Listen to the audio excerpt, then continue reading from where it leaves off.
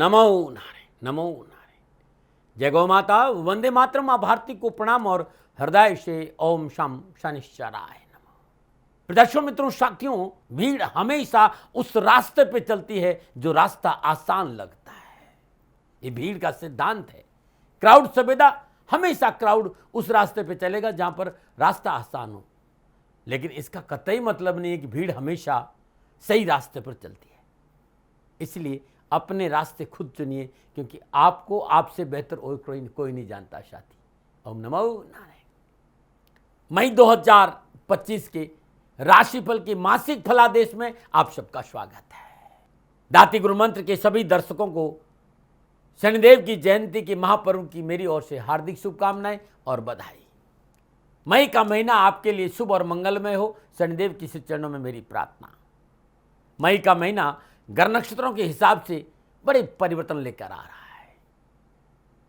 Slow moving planet की बात करें तो सबसे पहले शनिदेव 29 मार्च को ही राशि परिवर्तन कर कुंभ राशि से मीन राशि में आ चुके हैं, जो इस वर्ष का पहला बड़ा राशि परिवर्तन था। लेकिन शनिदेव के बाद अब सबकी नजरें बाकी बची ग्रह यानी बृहस्पति देव, राहु देव और केतु देव पर टिकी हुई है, जिनका राशि परिवर्तन मई 2025 में होने वाला है और जिसका व्यापक प्रभाव देश, दुनिया और कार्य जीवन संपूर्ण जगत पर पड़ने वाला है। वैदिक ज्योतिष के मुताबिक बृहस्पति देव धर्म, शिक्षा, धन, विवाह, संतान और कैरियर के कारक ग्रह है। बृहस्पति देव एक साल में राशि परिवर्तन करते हैं और उनकी भी चाल की गति धीमी होने के कारण जातकों पर उनका शुभ प्रभाव लंबे समय तक बना रहता है।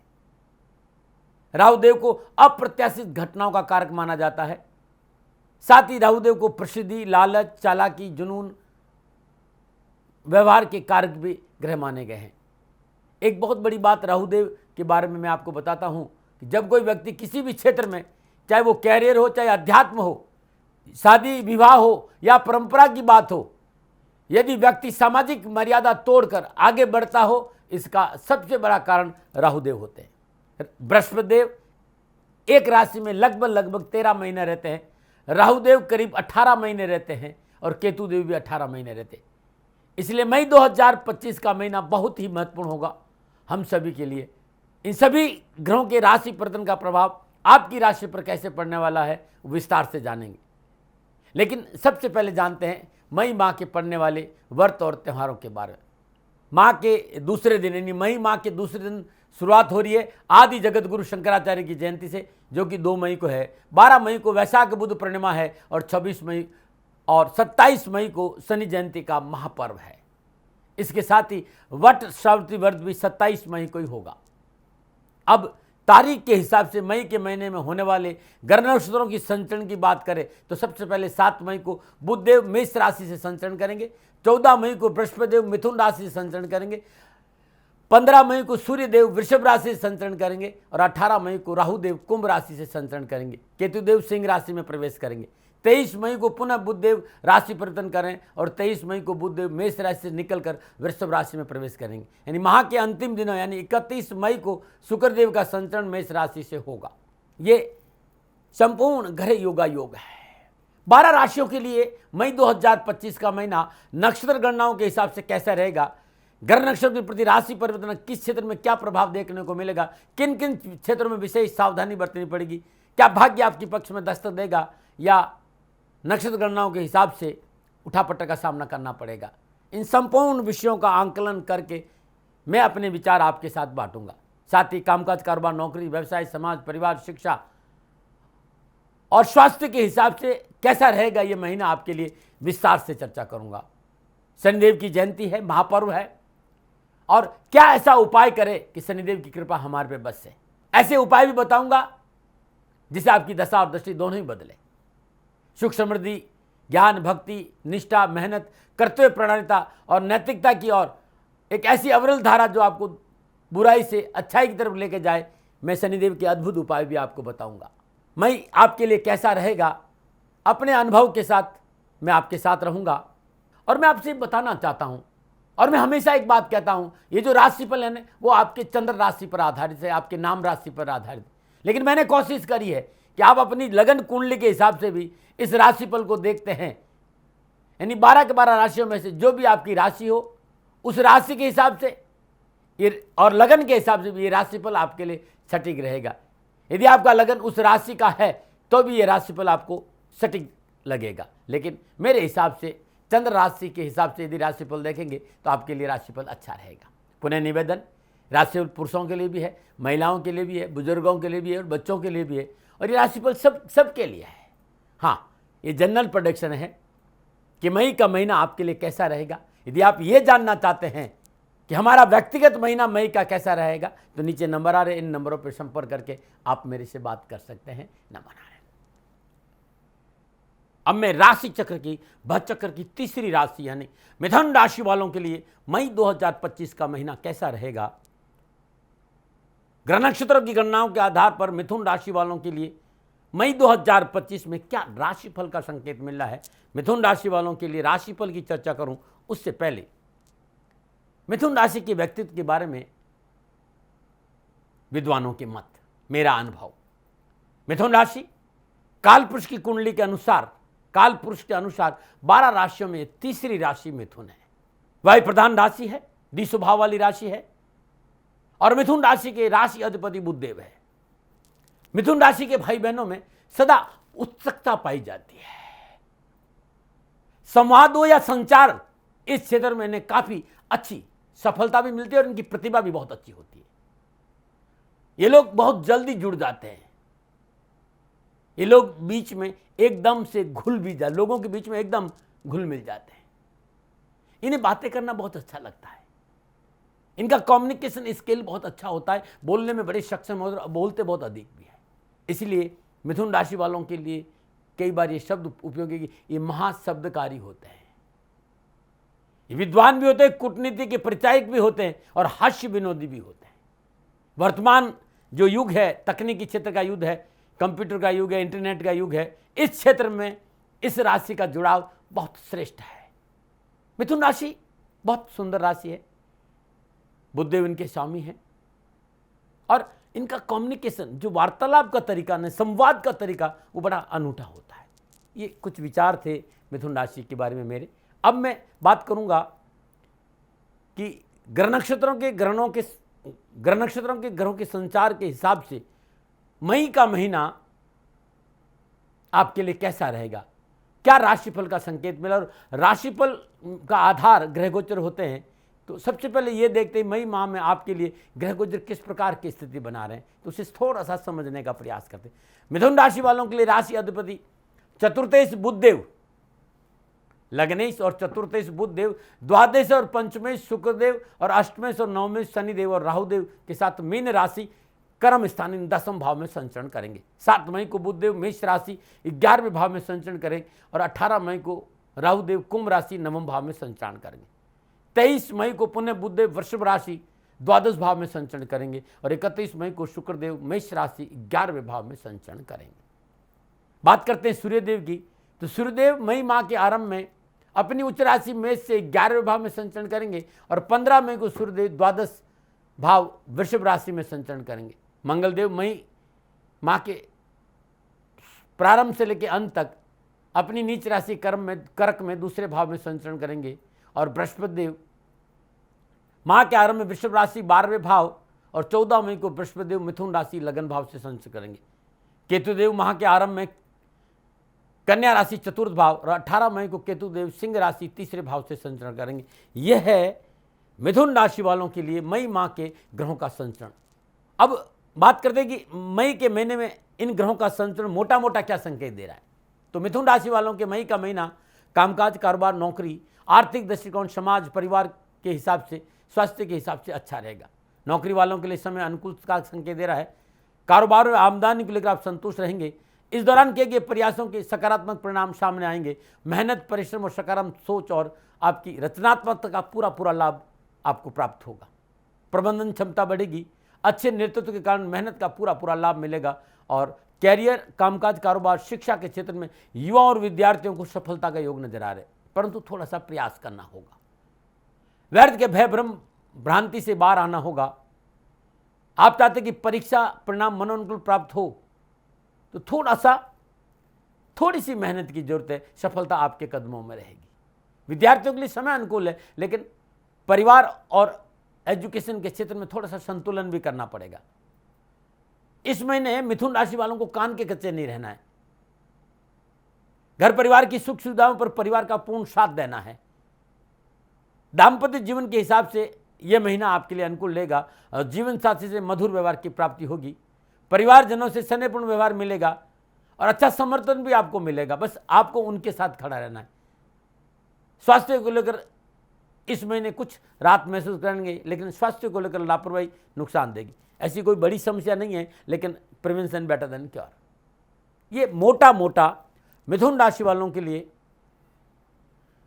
मई 2025 के महीने में मुझे संकेत मिल रहा है। लेकिन जब ये ग्रहों का संचरण आपस में योगायोग, दृश्य संबंध, युति संबंध स्थापित करेंगे, तब मिथुन राशि वालों के लिए मई के माह में ये जो ग्रहों का संचरण है, कामकाज, व्यवसाय, नौकरी, धन, शिक्षा, परिवार, स्वास्थ्य और समाज पर क्या प्रभाव डालेगा, इस विषय पर अब मैं विस्तार से बात कर रहा हूं। और सबसे पहले बात करूंगा राष्ट्र के युवा और विद्यार्थियों का।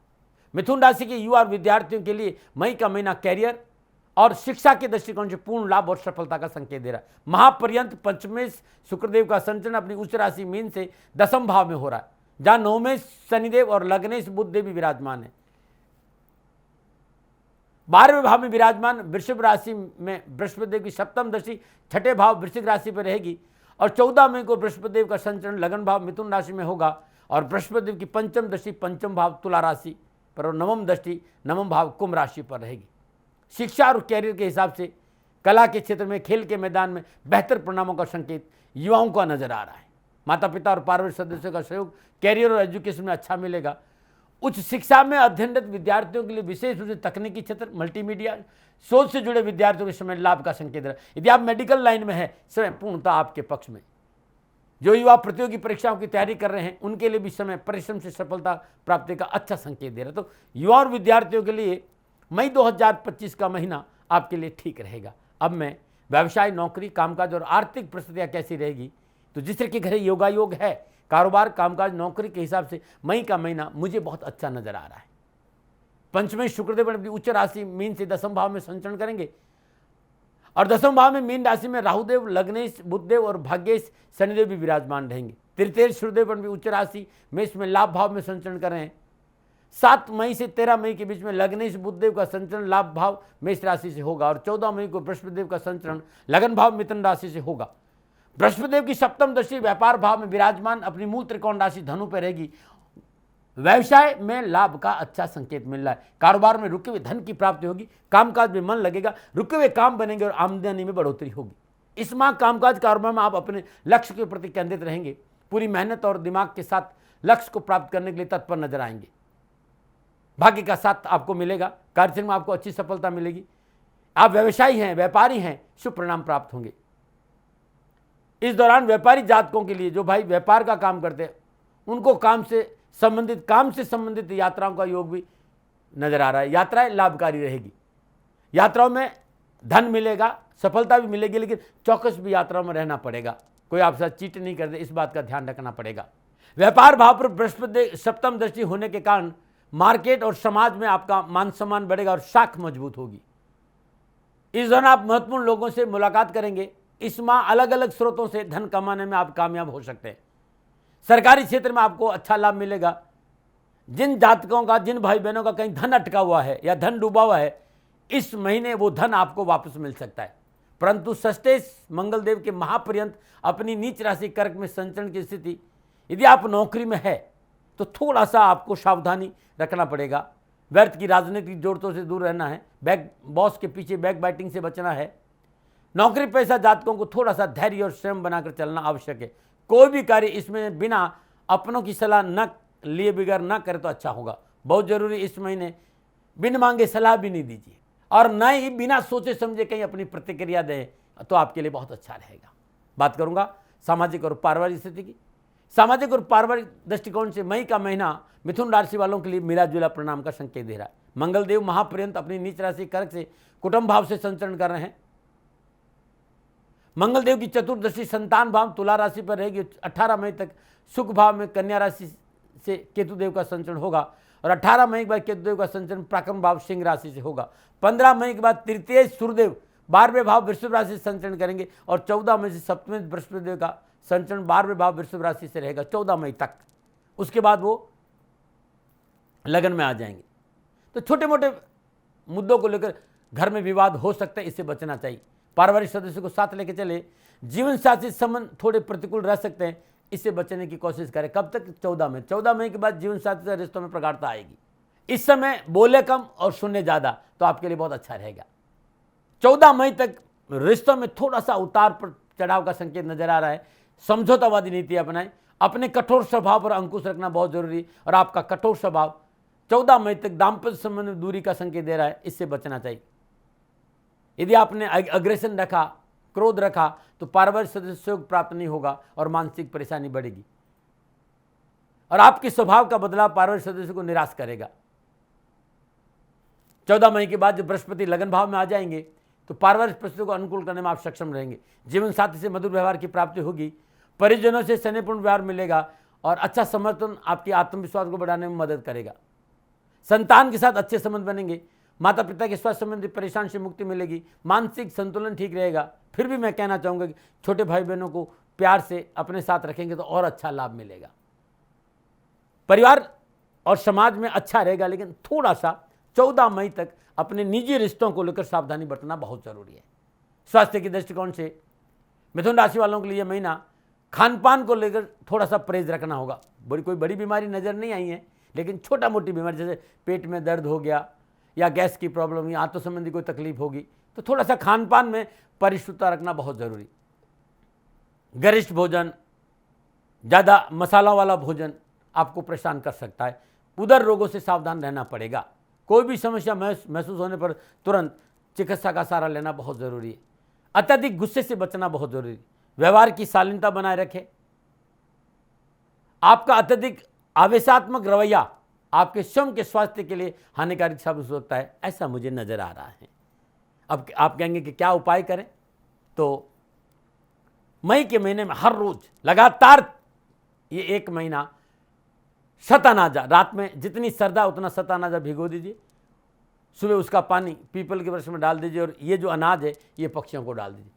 शतानाजा पक्षियों को डालना बहुत शुभ रहेगा। और बुधवार के दिन श्रद्धानुसार दूध किसी विधवा स्त्री को दान में देंगे तो आपके लिए बहुत शुभ रहेगा। मित्रों साथियों, 27 मई 2025 देवादिदेव शनिदेव की जयंती है, और शनिदेव की जयंती पर यदि ये उपाय करते हैं तो आपका जीवन खुशियों का बाहर रहेगी और धन की प्राप्ति भी होगी।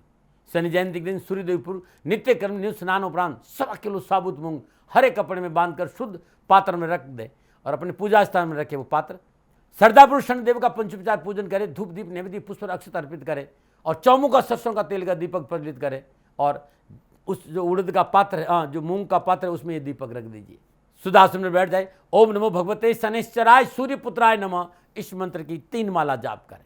तत्पश्चात दीपक को किसी पेड़ के नीचे रख दे, और ये साबुत मूंग है 60 वर्ष के अधिक उम्र वाले किसी किन्नर को दान में दे दे दक्षिणा के साथ, तो पोबारा 25 है। ये बहुत अद्भुत है, करके देखिए, आपका कल्याण होगा और आपको सफलता भी मिलेगी। शनि जयंती के दिन श्रद्धानुसार वजन के बराबर बाजरा गौशाला में दान देने से भी कैरियर, कारोबार, परिवार, स्वास्थ्य संबंधी परेशान से मुक्ति मिलेगी। न मना रहे। प्रदर्शकों, मित्रों, साथियों, मिथुन राशि वालों के लिए मई 2025 का महीना कैसा रहेगा, नक्षत्र गणनाओं के आधार पर यह मेरा निजी आकलन था। न भय, न भ्रम, न भ्रांति, न विवाद, न तर्क, शक, न उपनयन का अधिकार आपका था। आपका है, आप ही का रहेगा। मानो न मानो, यह आपकी मर्जी। हाँ, आकलन मेरा था और मेरे से कोई भूल हो जाती है तो दोनों हाथ जोड़कर क्षमा मांगता हूँ। आप सुखी रहे, आप स्वस्थ रहे, समृद्धिशील रहें, शनिदेव के चरणों में मेरी प्रार्थना। न मना रहे। प्रदर्शकों, मित्रों, साथियों, पूरा राष्ट्र ये जानता है कि मेरा जीवन गौ माता और बेटियों के लिए है। यत्र नारीस्तु पूजन्ते रमन्ते तत्र देवता। ठीक किसी तरह मेरा जीवन गौ माता की शरणागत है, उनके चरणों में है। पूरा राष्ट्र और राजस्थान का हर व्यक्ति जानता है कि दाती महाराज गायों से बहुत प्यार करते हैं, बेटियों से बहुत प्यार करते हैं। पिछले 35-36 सालों में सैकड़ों हजारों बेटियों के लिए मैंने अपना जीवन दिया है, और मैं ये कह सकता हूं कि गौ माता और बेटियों के लिए मेरा संपूर्ण जीवन निछावर है। और ये मेरे जीवन का उद्देश्य था, क्योंकि मेरे लिए राष्ट्र कोई बड़ा है, ना राष्ट्र से बड़ा कोई हो सकता है, न संभावना है। और गोमाता और बेटियां राष्ट्र की धरोहर है। उनके लिए करना मेरा कर्तव्य भी था, मेरा कर्म भी था और मेरा धर्म भी था। मैं आपको किसी वजह से नहीं सुना रहा हूं ये बात, बस खाली बता रहा हूं कि ये मेरे जीवन का लक्ष्य था। मैं अपने राष्ट्र की सेवा करूं, ये मेरा धर्म है, क्योंकि मैं इस राष्ट्र का नागरिक हूं। पिछले 30-35 सालों से मैं बेटी बचाओ, गौ सेवा में अपना संपूर्ण जीवन राष्ट्र के साथ लगाया। समय बड़ा बलवान है, समय बलवान होता है साथियों। वर्तमान परिस्थितियां आर्थिक दृष्टिकोण से मेरी अनुकूल नहीं है, यह मैं संकेत आपको कई बार दे चुका हूं। धन नहीं मांग रहा हूं। मैंने आज तक राष्ट्र से कभी नहीं कहा कि मुझे धन दो, मुझे पैसे नहीं चाहिए। ना मैंने पहले कभी पैसे मांगे थे और ना मैं अभी पैसे मांग रहा हूं।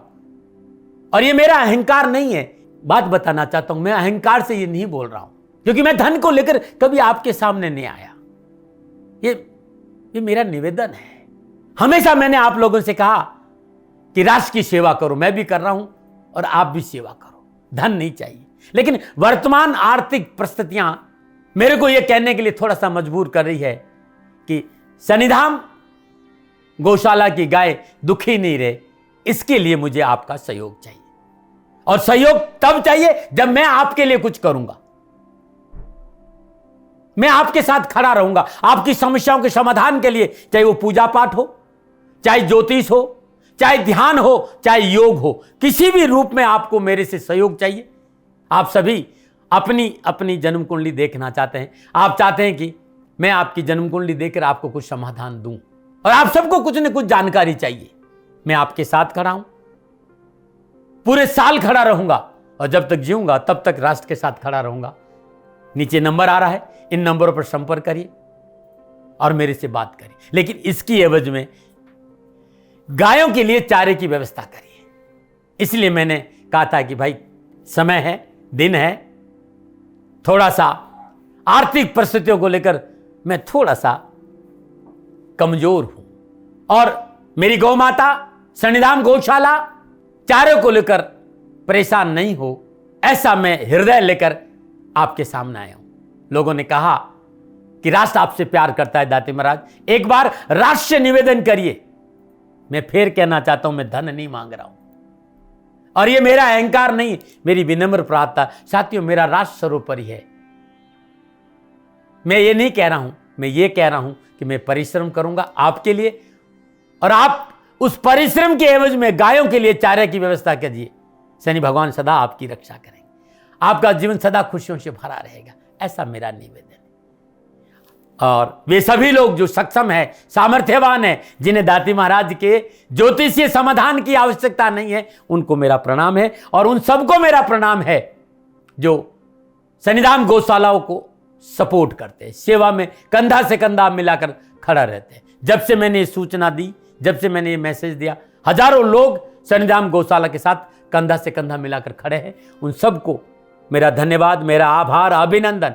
हर महीने आप में से बहुत से लोग कुछ न कुछ शनिधाम गौशाला में सहयोग करते हैं। मैं उन सब के प्रति पुनः एक बार हृदय से अपना आभार प्रकट करता हूं, और ये सहयोग मैं जीवन भर याद रखूंगा। समय ऐसा है, मेरी परिस्थितियां आर्थिक दृष्टिकोण से अनुकूल संकेत नहीं दे रही, इसलिए मैंने राष्ट्र से कहा कि शनिधाम गौशाला में परेशानी नहीं आए। सरकार सपोर्ट करती है, सरकार की तरफ से जो वो करना चाहती है वो करती है, लेकिन उससे पूरा नहीं पड़ता है। सरकार की अपनी सीमाएं हैं साथियों, और उससे पूरा नहीं पड़ता है, और अपनी मर्यादाएं भी और सीमाएं। शासन के पास और बहुत से काम है साथियों। फिर भी मैं शासन का भी धन्यवाद दूंगा जो हमारे साथ वो खड़े हैं। पुनः हृदय से एक बार निवेदन करना चाहता हूं, आपको लगता है कि दाती महाराज के साथ शनिधाम गौशाला में खड़ा रहना है तो नंबर नीचे आ रहे हैं, जरूर सहयोग करिएगा। मेरा कोई दबाव नहीं है, समय काल परिस्थिति के अनुसार दाती महाराज की ये प्रार्थना है। मैं दाती महाराज आपका हूं और आप मेरे हो। मुझे लगा कि आपको कहना देना चाहिए। राष्ट्रवासियों, व्यापारी नहीं हूं, समय है आज आपसे कह रहा हूं। और यदि आप अपने आसपास भी जो गायें उनकी भी सेवा करते हैं तो ये भी सेवा मेरे को बहुत खुशी हो, क्योंकि गौ माता दुखी नहीं रहनी चाहिए। बस इस बात का ध्यान रखिएगा। पुनः हृदय से आभार। ओम नमो नारायण।